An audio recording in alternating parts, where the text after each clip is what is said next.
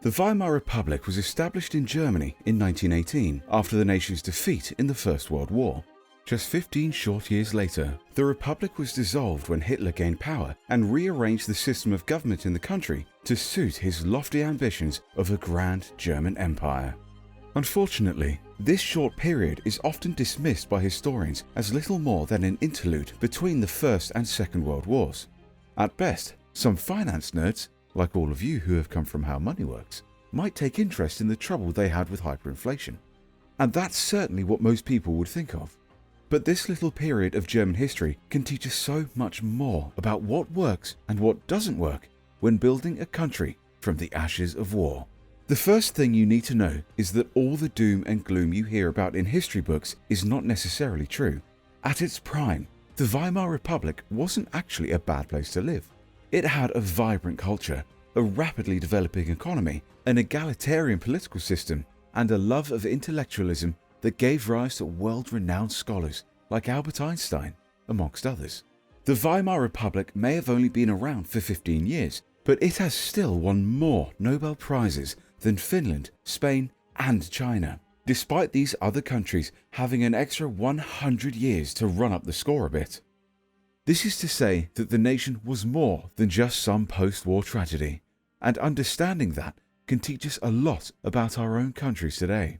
So it's time to learn how history works by exploring a day in the life of an average German citizen during the Weimar Republic. Now, the best way to do this is to break this relatively short-lived state up into 3 distinct periods: the post-war struggle, the golden years of prosperity, and the painful unravelling. So this all kicked off in 1918 after Germany's defeat in the First World War.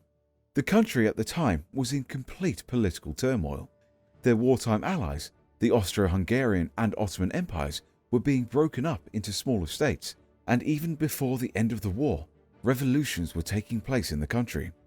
People were marching in the streets in an attempt to replicate the socialist uprising that had taken place the year before in Russia. In response to defeat in the war and mounting political pressure, the Kaiser had abdicated from the throne, leaving a huge power vacuum in the nation. The months that followed were rife with political factions claiming authority over the war-torn country. But nothing really took hold until these factions sat down in the city of Weimar to begin writing the constitution of the new German Republic. It's worth noting that it wasn't actually called the Weimar Republic at this time.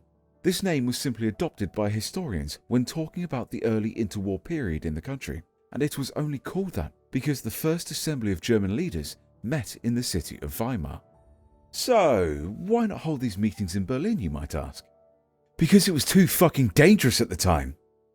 An assembly of leaders like this in Berlin would have likely escalated violence amongst the angry population who was busy fighting for this leader or that leader. It was hoped that the new political system drawn out in the meeting taking place in Weimar would give people a non-violent way to push for political power. And you know what? It wasn't a half-bad attempt. The first federal election took place in the nation in January of 1919. Just over 3 months after the formal German surrender. This was a chance for the German people to decide who would be in charge of their country, without needing to resort to violent protest. Now, when I say the German people, I really do mean the German people. Everybody over the age of 20 was allowed to vote, including women, which was a big deal at the time.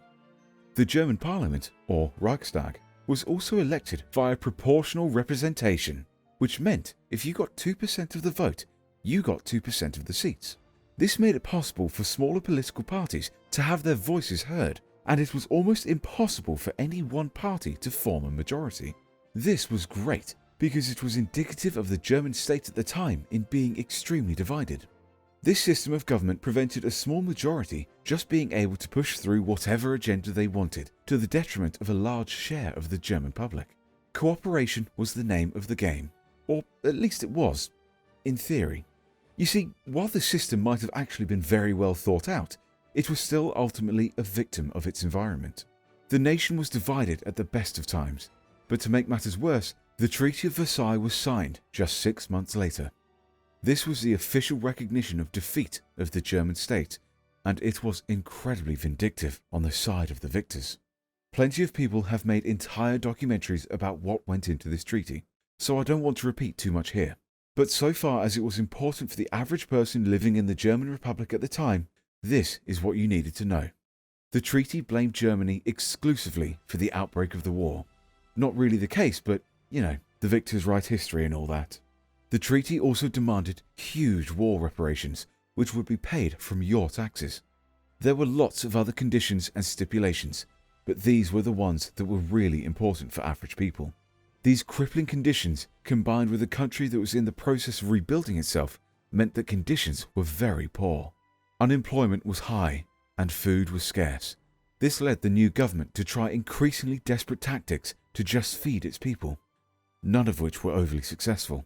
This was a serious problem, because while a population can accept food rations and a general decrease in living standards during a war period, it is a much harder sell during a period of apparent peace and reconstruction. This meant that despite having the right to vote and indirectly decide on the direction and leadership of the nation, a lot of people wanted to take a more hands-on approach. Protests were still commonplace, and even outright revolutions were bubbling away under the surface. One moderately successful example was Wolfgang Kapp's occupation of Berlin, where he attempted to seize power with the assistance of a paramilitary group called the Erhard Brigade. Kapp forced the Weimar government to flee Germany for fear of being arrested by this revolutionary force, but despite their early success, the would-be government failed to actually achieve anything when the general public just refused to work under their rule. Some see this as a victory for democracy, because while voting for leaders may not have given everybody in Germany exactly what they wanted, they still saw it as a better alternative to being ruled over by he who has the most guns. Moral victories aside though, this did two things. For starters, it demonstrated just how fragile the rule of the Weimar government really was.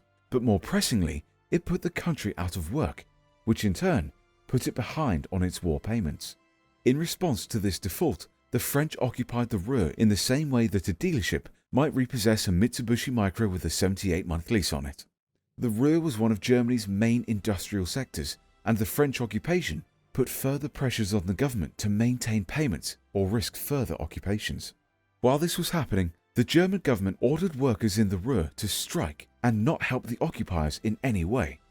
This was not a particularly great plan though, because the French were just able to bring in their own workers, and the German workers still needed financial support, which came in the form of the new German currency.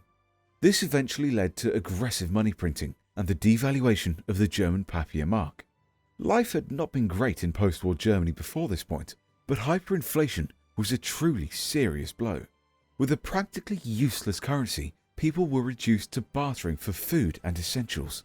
This new worthless currency also meant that the German government was unable to exchange this money for the foreign currencies that it needed to repay its reparations, because nobody in their right mind wanted these worthless pieces of paper.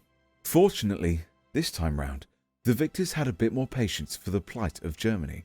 France actually agreed to leave the Ruhr, and all of the victors negotiated lower debt repayments. This wasn't out of the kindness of their hearts, but rather the belief that some repayments were better than no repayments, which is what they were going to get if the Weimar Republic continued on its current trajectory. The revaluing of the German currency was assisted by a few pieces of policy. The first was the introduction of totally new currencies, the Rentenmark and eventually the Reichsmark, which were exchangeable for the old papier marks at a rate of 1 trillion to 1. The second was that these new currencies had limitations put on them to avoid this whole fiasco just happening again. And finally, the American government agreed to loan Germany lots of money for them to build up their infrastructure and get their economy going again. Now, there were still problems. For starters, this was by no means a fresh start. When the government revalued its currencies, it needed to revalue debts to stop banks from collapsing.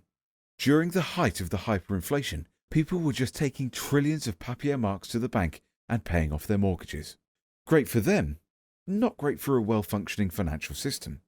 Because of this, in an attempt to restore some kind of stability to credit markets, the government mandated that all mortgages more than 5 years old would be reinstated at 25% of their face value. It was a one-size-fits-all solution with plenty of winners and plenty of losers. But it was really what the country needed. Despite these reforms not fixing everything, they were the catalyst that kicked off the golden age of the Republic. After the withdrawal of France from the Ruhr, the introduction of the Reichsmark, and the introduction of American infrastructure loans, things started to look up for the German people. Employment was on the rise, and the strong democratic system was finally able to stretch its legs without being crippled by a failing economy. It was by no means perfect, and living standards for the average German during this period were still far worse than that of their peers in France or the UK. But that didn't really matter, because for the first time in over a decade, things looked to be getting better. Very quickly, this prosperity led to the development of a dynamic and surprisingly liberal culture. German universities and their faculties opened up to Jewish scholars who pushed forward a multitude of new fields, from political science to theoretical physics. Modern architecture as we know it today was started in Weimar, Germany, with the formation of the Bauhaus to house the famed German art school, which would, in its own right, contribute greatly to art and design for decades to come. The struggles of the Great War and subsequent economic collapse also meant that most young Germans adopted a mentality of enjoying today rather than saving and investing into a future that may never come. Consumer spending as a portion of income was up considerably, especially in metropolitan centres, and the shift from people working in factories to working in offices was accelerating every year. This was further helped by education becoming a central focus of society. Secondary schools were popping up all over Germany and Austria, and they were starting to focus less on teaching rigid trades and more on teaching things like art and philosophy. Probably should have built an extra art school in Austria, but I digress. Even the way people were being educated was being reimagined.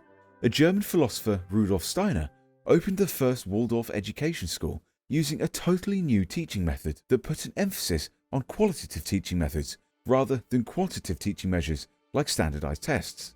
These types of schools are still in operation all over the world today, and some principles of the teaching style have been introduced into even the most traditional classrooms.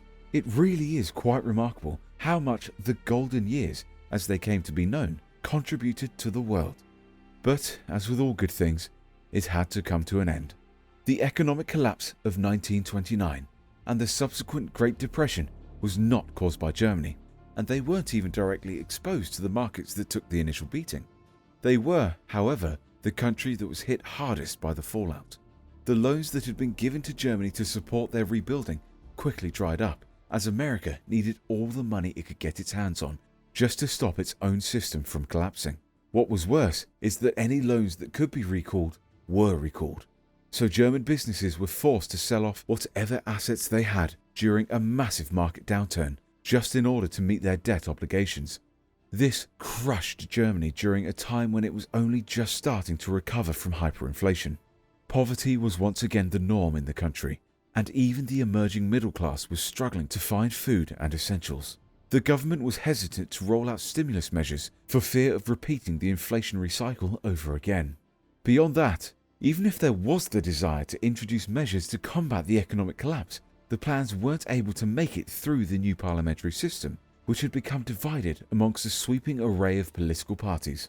Cooperation is great, but in times of crisis, endless discussions and compromises did not get the job done. It was this thinking that slowly saw the rise of one particular authoritarian leader, who made some grand promises to put Germany back on track. In the next video in this series, we will explore how Hitler was able to take a country that had been devastated over and over again and turn it into a superpower capable of waging the greatest war mankind has ever known. In the meantime, if you want to learn about how to fix inflation in the modern day, go and watch the How Money Works video on how the Federal Reserve Bank could stop inflation tomorrow if it really wanted to. If you enjoyed that video and you enjoyed this video, please consider liking and subscribing to keep on learning how history works.